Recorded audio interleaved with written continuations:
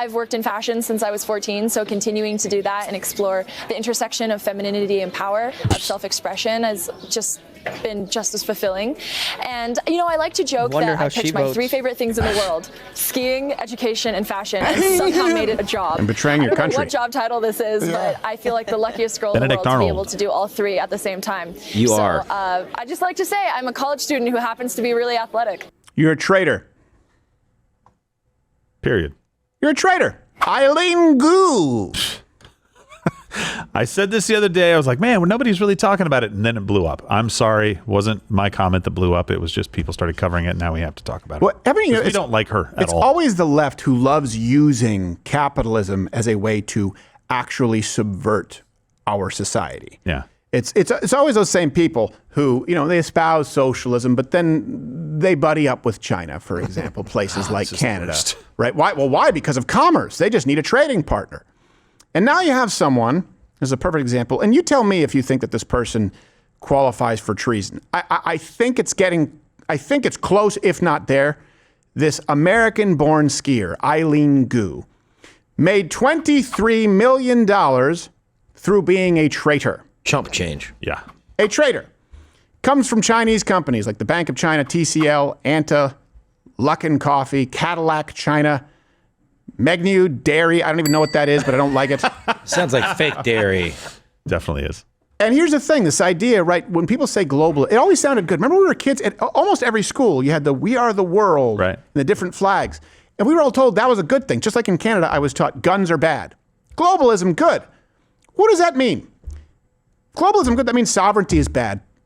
That means borders are bad. That means refusing to link arms with someone who does not share your values is bad. That's more evil than the divergence on the values themselves. You know, like, hey, if you don't hold hands with China, that's evil. Don't you think we're all people? Okay, so you think it's more evil for me to refuse to link arms with China than the fact that they are en masse drowning their daughters in bathtubs? Yeah, plus I don't want to link arms with someone who smells like cigarettes. Exactly right. Exactly right. It's fine when you're at a casino. It's fine when you're placing bets. You want to be surrounded by a bunch of Chinese or Vietnamese chain smokers. It adds to the ambiance. I like to play mahjong. Yep. I don't even know what mahjong is. Me neither, but it's fun. I understand that old Asians play it. They tell me I lose every time. It's weird. Eileen Gu defines globalism, and by the way, globalism that depends on the success of American capitalism, to fleece Americans. She personifies it perfectly.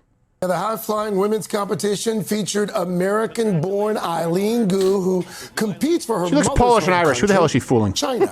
She claims silver, the 4th Olympic medal of her career. She skied for China. The cover of Vogue, Time. Hottest Chinese athlete of all time. You now have Who dozens looks nothing like a endorsement Chinese deals athlete as well. And for folks who also may not know the fact, you almost had a perfect score on the SAT as well. So you do. Yeah. American schooling? How has your life American-born, changed American over the trained? last 4 years, Eileen? Yeah, I mean, for one, I started college, so that has been so much fun going to Stanford. I also did. Oh, that's in America too, right? Oxford, so I fully lived on campus at Oxford, and that was just such a special experience. Additionally, I've worked in fashion since I was 14, so continuing to do that and explore the intersection of femininity and power, of self-expression, has just been just as fulfilling. And, you know, I like to joke that I picked my 3 favorite things in the world: skiing, education, and fashion, and somehow made it a job. And betraying your country. I don't know what job title this is, but I feel like the luckiest girl in the world to be able to do all 3 at the same time. You are. I just like to say I'm a college student who happens to be really athletic. You're a traitor. Period. You're a traitor. Let's be clear. Born in the States, benefited from the States, and then you decide to be a token for a communist regime. Yeah. And she won silver. Second place counts too. She got gold last time around. And silver's good. She posted this. She said, "Sometimes it feels like I'm carrying the weight of 2 countries on my shoulders. You're not. Just being able to ski through all of that, you know, I don't. To still show my best and still be so deeply in love with the sport. How about your country? That's really what I care about, and I'm so happy to represent that today." You represent vapid narcissism and loyalty to nothing. Yeah. Oh, one thing, actually. I'm sorry. I have to correct you there. Money. Money. She would have gotten a lot of money. I made this point earlier. A lot of money to be an American skier and go and compete. She would have done fantastic, right? But because she has access to the Chinese market now, all the luxury brands in Europe, which nobody's dumb enough really to buy en masse anymore, except mostly the Chinese market, she gets those the contracts now. She can get them into China. Well, I don't know if that's how she explained it, but she did announce her decision to ski for China prior to the 2022 Olympics in Beijing. Here she is, extolling the virtues of globalism. I was 15 years old at that time, and I had this tremendous support from the U.S. ski team from a moral level, from an emotional level, in the sense that when I told them that I wanted to compete for China in the upcoming Olympics, that it was to inspire young girls, it was to spread the sport, and it was to create a shared future of globalism, they were 100% behind me. Then fire them too. What's the future for Chinese girls? Yeah. I don't know, but it sounds like the American team didn't want her on the team. Yeah. They were really supportive. They said, yeah, go do that right now. Yes. Go do it right now. That's right. Please. Oh my God, get out of here. Let me guess. A women's sports team? Makes sense. You know what men would have said once? Like, what? You're going to betray your country like that? And you would no longer have friends. The intersect of femininity and power. You mean showing your legs on a catwalk? Like, come on. Powerful. You're selfish and you want money. And you are spitting on the country that gave you said opportunity. In China, they check your dimensions on your body and they say, oh, okay, now you ski. You work coal mine. You don't have a choice. And somehow, in fleecing the United States, because those who, again, benefit from the capitalist system while trying to thrust leftism everywhere you go, they're happy to make her an ambassador for future United States Olympic bids. Oh, I should also note, China doesn't allow dual citizenship, so that may be a problem.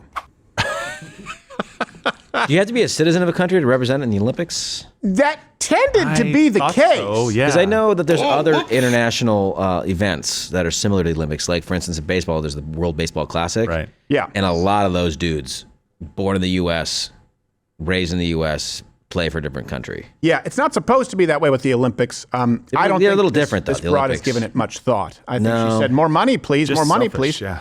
I want to inspire young women to also have no values. To also have, when we talk about feminism destroying the idea of duty, this is what we're talking about. No man up until, still amongst most men today, but certainly no man up until and including most of the 20th century would have ever been held out as an ambassador or respected if they didn't have any sense of duty or honor. Men wouldn't respect that person. That would have been a man not worthy of respect. With women, power in and of itself is what is worthy of respect. Why? Because they justify it, saying, well, because women don't really have power, so the fact that I got power must mean that I'm doing something right. Okay, why don't we apply that standard to men who rip people off, who fleece them, who lie, who betray? In other words, it's all permissible because feminism said duty doesn't matter. You get yours, girl, while they vilify capitalism. See how this works? This is very much like a lot of these American companies who shipped, and not just companies, but politicians encouraging it and those who benefited in positions of power. We're not talking about mom and pop businesses. They shipped jobs, production to China. Why? Because they got more money and no sense of duty to their country. This country can only work if you have a shared sense of duty and patriotism. Otherwise, it's just a race to see who can screw who first. I don't know if you remember this. There was during China's their kind of ascension, there's that WTO bill, the WTO, and there were some legislative accomplishments there. Bill Clinton actually said, so if you believe in a future of greater openness and freedom for the people of China, you ought to be for this agreement.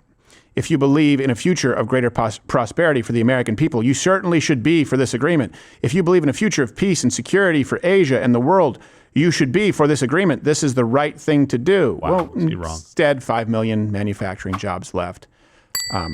There were all kinds of manufacturing establishments, factories, companies that have been gone forever. We've seen hundreds of thousands of fentanyl deaths, unprecedented, and it doesn't seem like China is playing any more honestly than before. I think that this is where when people talk about populism, they don't mean this is popular, because populism could also, it could just be a form of socialism. What they mean is, and this has obviously been communicated as America First, and they're kind of one and the same. What we're talking about is caring enough about your fellow American to not screw them for an extra buck. It's not my place to tell a business owner what they should make or what they should collect as a salary. It is our place as a country, as a society, to say, well, we don't want these kinds of businesses and these kinds of politicians who will benefit at the cost of our well-being. We don't want them in the country. That's duty. That's okay. We can hold people to a standard of duty. Places like, Hollywood, the NBA, video games, places that have sold out the American people in order to try and get a greater share of the Chinese market, which results in what? For example, banning big tech as well, banning people who suggest that, my God, COVID may have actually been a lab leak. Did that turn out to be the most likely scenario? For example, not acknowledging Taiwan's existence. For example, pointing to China as a beacon of a growing economy. Why? Because they benefit more, adhering to their censorship standards on their platforms. This all is a canary in a coal mine, not to be confused with an actual Chinese canary in a coal mine. I saw a commie bitch.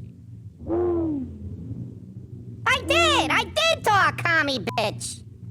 He's been calling it like he sees it for a long time. Hey, thanks for watching. If you liked what you saw, you can click around and watch one of these videos on YouTube, or head on over to Rumble and subscribe, where I am live every weekday at 11 a.m. Eastern. Live on Rumble. YouTube is dead. Rumble did it. And on Rumble, you can say